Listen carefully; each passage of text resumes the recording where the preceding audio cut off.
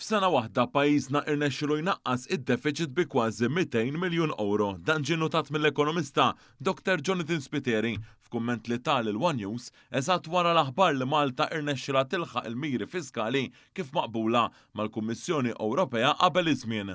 F'sena Malta rnexxilha tniżżel id-deficit b'kważi 200 miljun euro.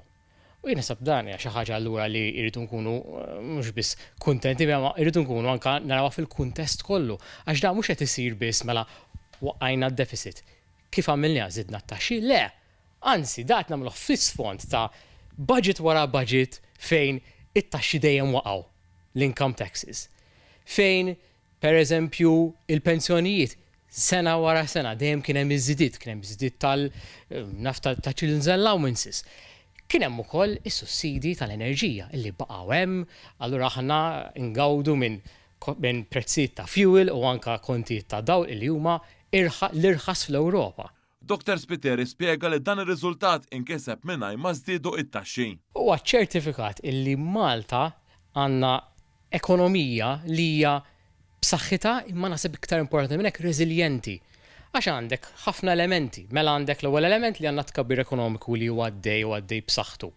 U għalhekk qed ikollna iktar tħul ukoll anke bħala gvern. Mela dik hija l-ewwel ħaġa. F'dik l-aħbar tal-ġimgħa li għaddiet ukoll kellna xi ħaġa importanti li l-pagi għal ħaddiema żdiedu b'8%, ġifieri doppju ta' tkabbir ekonomiku. Li dik tfisser lura wkoll illi tkabbir ekonomiku qed jissarraf kwalità ta' ħajja aħjar għan-nies. L-ekonomista sostna li dawn ir-riżultati huma frott ta' għaqal fl-amministrazzjoni finanzjarja u responsabbli li jippermetti lil pajjiż iżomm il-finanzi tiegħu fis-sod. Da jiġi għax ikollok budgeting tajjeb, budgeting għaqli li qed jara isma' x'nistgħu naffordjaw ħalli nkunu għaqlin. U din hija importanti wkoll għax inti semmejt tensjoni ġeopolitiċi.